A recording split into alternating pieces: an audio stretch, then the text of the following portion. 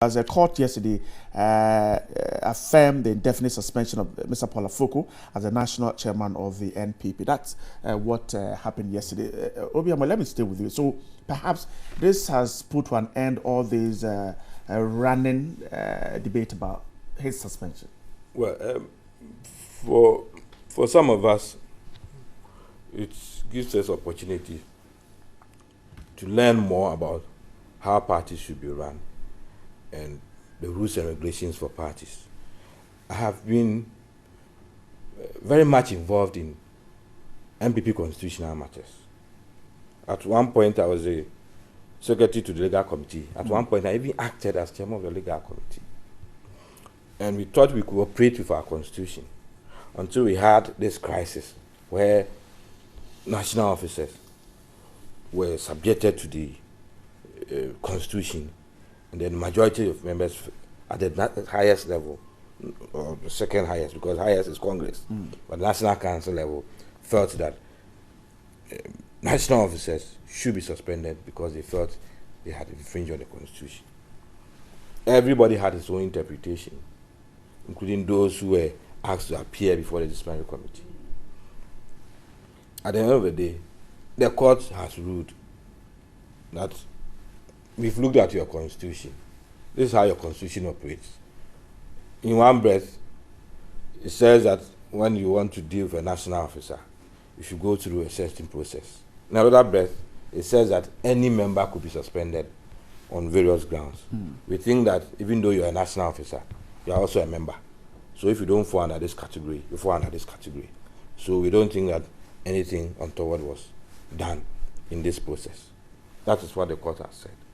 I'm here to read a full thing about the court, but I think that it should inform us as to how we run our political parties and how we even tighten our constitutions so that such things will not even occur for this whole legal dispute to go on. It's a lesson for all of us. We should move on. That is what democracy is all about. You don't have your way always, and if you don't agree with situations, you go to a court of law where we hope for agree that that should be the place for us to decide on such disputes. The party's position is that let's move on. This thing probably should not have dragged to this extent, except that people also have rights and they want to ensure that their rights are not infringed upon. The court has ruled if any party is still not happy about the ruling, you still have the opportunity to move upstairs. But if I were to advise, right from the beginning, I thought that this didn't need to have reached this point, except that maybe we couldn't solve our internal problems this way. Some will tell you, even brothers go to court, even family members go to court. So if people have agreed to come together to form a party and they don't agree on all the issues and they want to go to court, it's their right. But at the end of the day, this is what the court has said. I'm not interested in saying that we won, they lost. We are the victors, these are the vanquished. It doesn't help anybody. The most important thing is that people wanted to know whether their rights have been secured or their rights were infringed upon. At this stage, the court is saying that as far as they are concerned, things were done in the right way. So we should move on. The most important thing now is still to get very respectable elders in the party to see how we will put this behind us. Right. Because if initially people were so agitated and they felt this was the only way out, at this stage, after all these months, cool heads should still prevail, and then we move forward. That is the only way. Is a party in a position to handle this the way you're saying it? Get everyone to come together and say, look, let's bury this and move on. Well, I'm aware that every day people try to address this. You take 2 steps forward, 1 step backwards. And then maybe some may put in conditions which you may think that it will maybe compromise the whole situation. So you want the outcome first to know the way forward. But the most important thing is that if you decide to join a political party, if you decide to even lead a political party, the impression we give to the whole world is that we want the interests of the nation at heart, or we want the nation to move forward. So we want to join a political party as the Constitution and Article 55 provides. You bring ideas together, you see how you can govern the country and move the country forward. That should be your main goal of trying to even lead a political party. I am staying on this because you had earlier said that you think that within the party it should be seen as not they have won or we have won. Yes. But when particularly a newspaper, the Daily Guide, that is seen as a pro-NPP paper, puts it on the front page that NPP floors Afoko, it suggests a division, NPP Afoko. Well, in the first place, NPP didn't take Afoko to court. It's Afoko who took NPP to court. And obviously, if Afoko had his way in court, probably Afoko and his followers too would have been jubilant, even though that is not my vision or my position on such things. It doesn't show a sign of disunity in the party? In the same way, because the MPP was able to defend itself in court, and the court has come out to say that MPP, you are rather right in this matter. You may find papers like this coming out, but we need to even discourage some of these things. We need to discourage. It doesn't have to be coming from maybe Daily Guide, even though Daily Guide is separate from the acting chairman. Right. It's only seen as a pro-NPP. Yes, we need to discourage some of these things. But sometimes you are in the media, you should know. Daily Guide wants to sell his paper. They want to make money.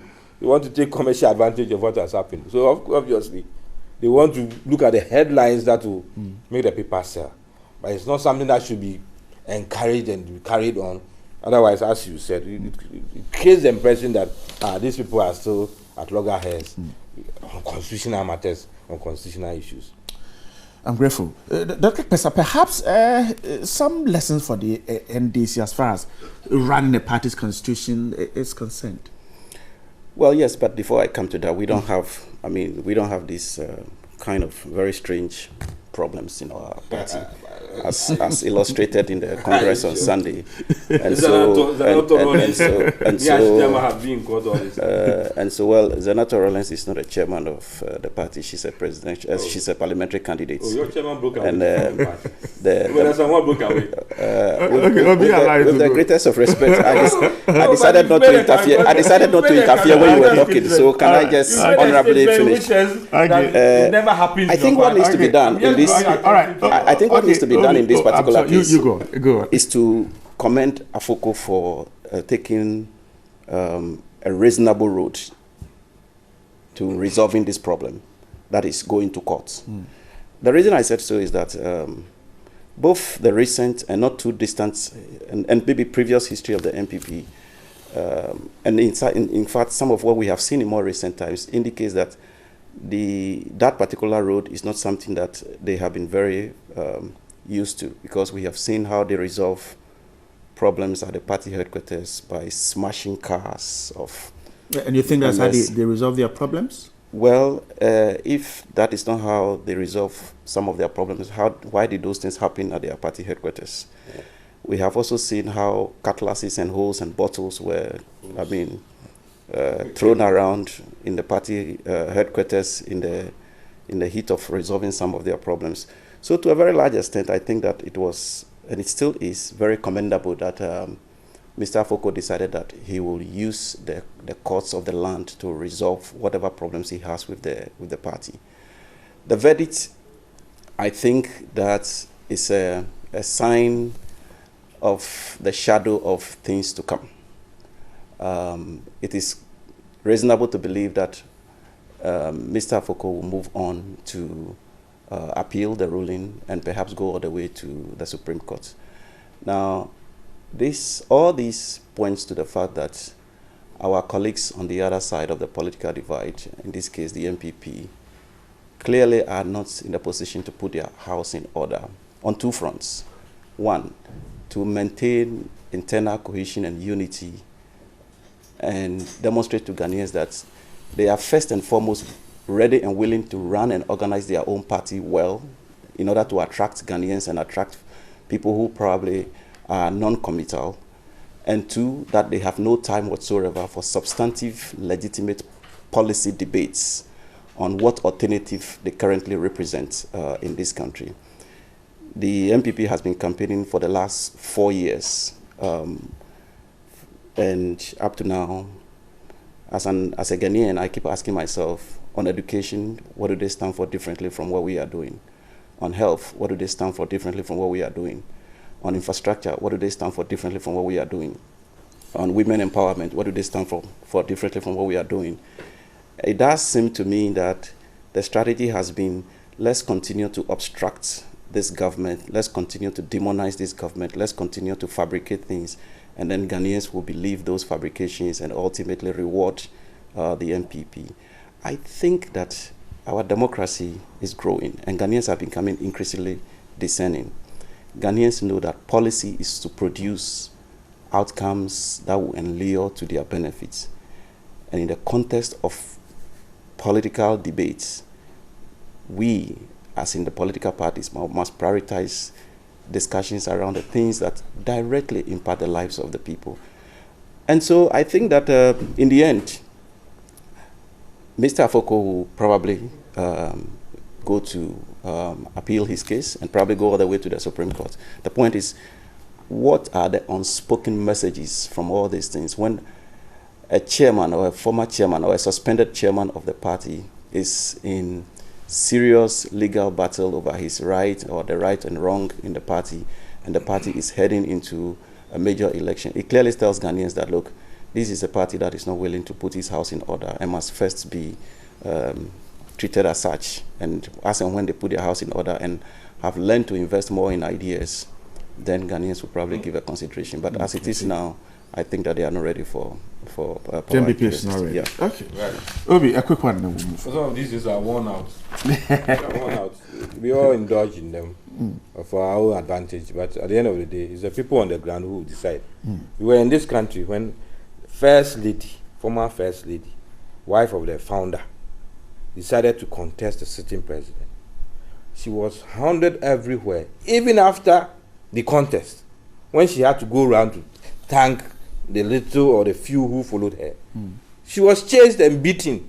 Typical example, Central Region. I'm about those places. I don't think that is true. I don't think she was chased and people will give her account any day, every day. That is not true. According to her, she was chased and we saw pictures. People were there to report.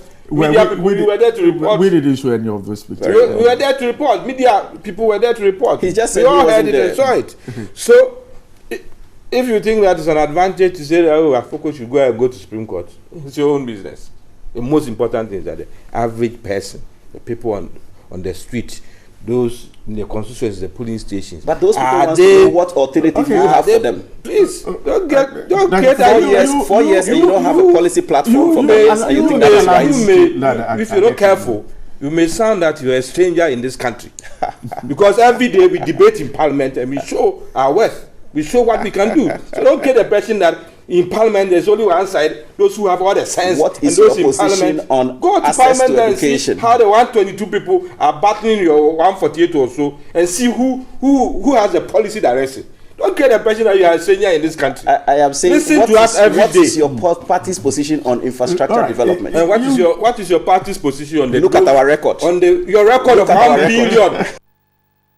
That is the roads you are seeing. Every month, that is the hospitals you are seeing. Those are the schools you are seeing. I wanted us to quickly deal with the top issue. You are sounding like you're a senior in this country. I mean, we don't have any policy. Because you guys we have run this country for 8 years. Sense of You have run this country for 27 years. Don't get angry. Relax. I'm not angry. I'm telling you that you are being a stranger in this country. I don't know what MPP stands for. You don't know what we have. Tell me what you stand for. If you can wrap up, then you deal with the top issue. So-called social democrats, you cannot even show you one platform of social democracy. Give me one thing that you stand for as a party. All right, gentlemen. Apart from this unity. Can you wrap up so that we deal with the top issue briefly? I think I have just about 5 minutes to wrap up the show. What I'm saying is that people can tickle themselves and laugh. You can go and stand on the stage and then in one breath praise Lionel Messi as the best player, and then in another breath say that the candidate of a major party is short and he wears glasses, so Ghanaians should not vote for him. As if Messi is the tallest person in the world. It shows how bankrupt people are even when it comes to a platform talk. It shows how bankrupt they are. But the most important thing is that we go to the country, we go to the people to go and convince them that This is how we think that this country should be run. This is how we think that people have come within 8 years. Our debt has risen from 9 billion to 109 billion. And if this is what they have to show for all that they've collected, we come back to talk. We owe $240 for $50 million, 950 million Ghana cedis. And now you're telling us we don't even have it in Parliament. I'm now reading it on Bloomberg that they want to do a 10-year bond to take off the toll debt. This is how the country and the state has been run. Quickly,